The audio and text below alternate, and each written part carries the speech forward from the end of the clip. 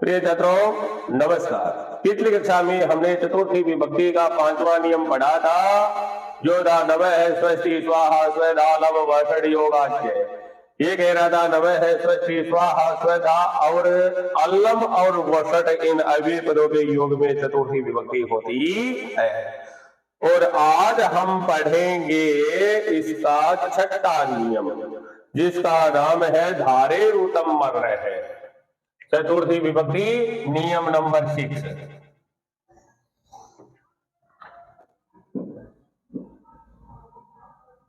नियम नंबर 6 सूत्र इसका धारे रूतम वर्ण है। धारे रूतम वर्ण है। ये कहते हैं ध्रीय। ध्रीय का मतलब होता है धारण करना।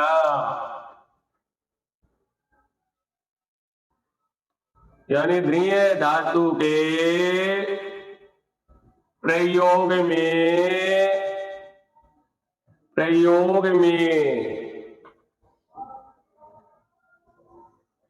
ध्रीय धातु के प्रयोग में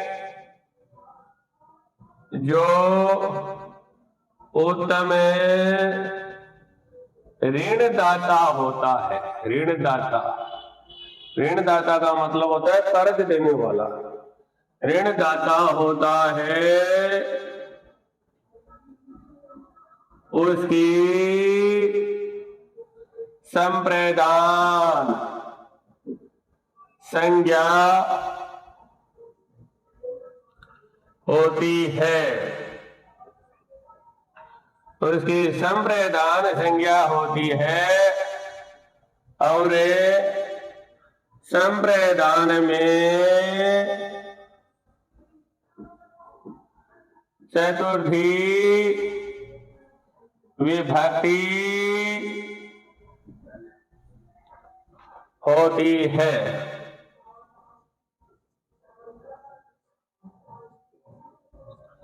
धारे रूतम वर्ण कहता है ऋण धातु के प्रयोग में जो उत्तम में ऋणदाता होता है उसकी संप्रदान संज्ञा होती है और संप्रदान में चतुर्थी विभक्ति होती है। यदा देवदत्त है यज्ञ ददाय सतम धार्यति। यदा देवदत्त है यज्ञ ददाय सतम धार्यति। तो यहां पर यज्ञ ददाय को रेखांकित किया गया है। तो बताइए इसमें विभक्ति और इसका कारण। तो इसमें चतुर्थी विभक्ति ही और इसका कारण है धारे रूतम वर्ण है इति सूत्रेण। धारे रूतम वर्ण है इति सूत्रेण। धारे रूतम वर्ण है इति सूत्रेण। इसके बाद में है नियम नंबर 7। नियम नंबर 7 जिसका सूत्र है वार्तिक है तादर्थे चतुर्थी वाच्य। तादर्थे चतुर्थी वाच्या। तादर्थे चतुर्थी वाच्या कहता है कि जिस प्रयोजन के लिए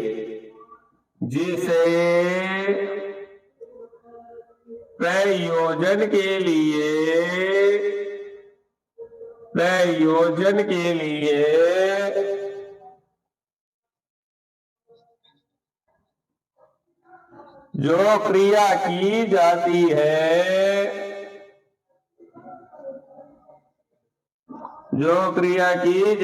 है उस प्रयोजनवाचक शब्द की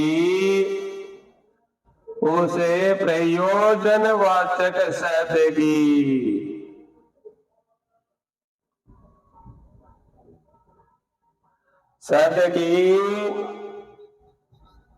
संप्रदान संज्ञा होती है और संप्रदान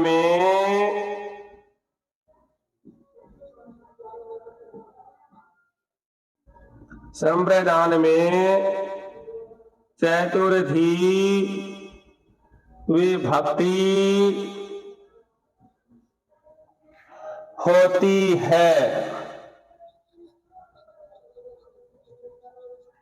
तादृश चतुर्थी वाक्य कहता है कि जिस प्रयोजन के लिए जो क्रिया की जाती है उस प्रयोजन वाचक शब्द की संप्रदान संज्ञा होती है और संप्रदान में चतुर्थी विभक्ति होती है। यथा सह मोक्षाय हरिम वदति, यथा सह मोक्षाय हरि में भजती। इस वाक्य में मोक्षाय को रेखांकित किया गया तो बताइए इसमें विभक्ति है कौन सी है? चतुर्थी विभक्ति ही। और इसका कारण है तादर्थे चतुर्थी वाक्या इति वार्तिके है। तादर्थे चतुर्थी वाच्या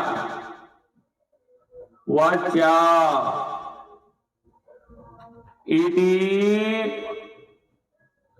वार्तिकेन। चतुर्थी विभक्ति ही तादर्थे चतुर्थी वाच्या इति वार्तिकेन। इसी प्रकार बालक है दुग्धाय क्रंदति, बालक है दुग्धाय क्रंदति। इस वाक्य में दुग्धाय को रेखांकित किया गया तो बताइए विभक्ति और इसका कारण क्या है? तो इसमें सेम टू सेम चतुर्थी विभक्ति ही। और इसका कारण है तादर्थे चतुर्थी वाच्या इति वार्तिकेन।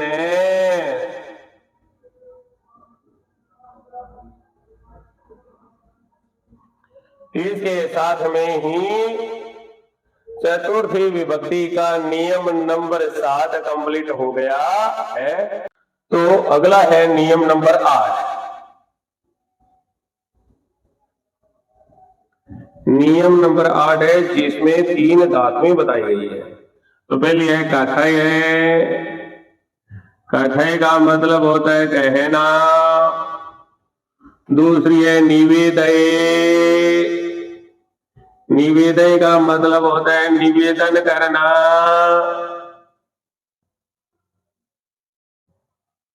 और उपदेश और उपदेश। उपदेश का मतलब होता है उपदेश देना, उपदेश देना।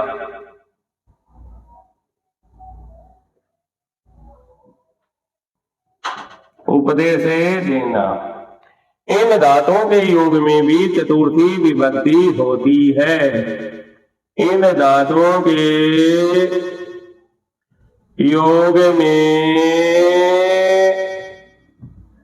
चतुर्थी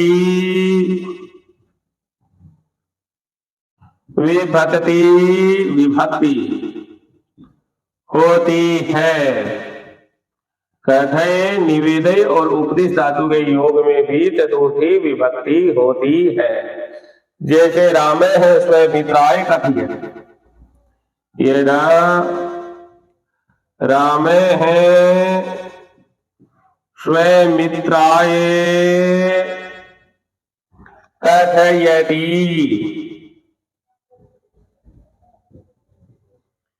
इस वाक्य में स्वयं मित्राय को रेखांकित किया गया है तो इसमें विभक्ति और उसका कारण बताना है। तो इसमें है चतुर्थी विभक्ति ही, और इसका कारण है कथय धातु हो योगे, कथय धातु हो योगे। इसके बाद में है निवेदय। निवेदय का मतलब होता है निवेदन करना।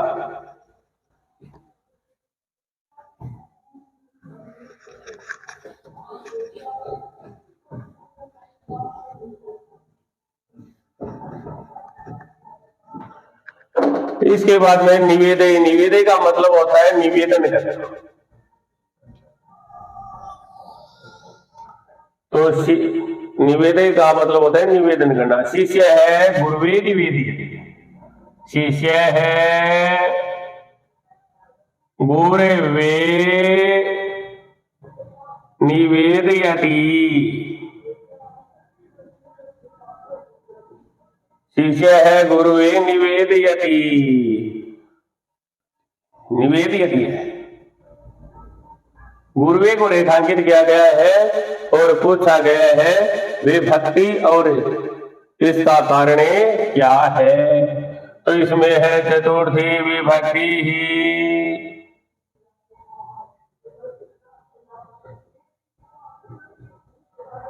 और कारण है इसका निवेदय धातु हो योगे।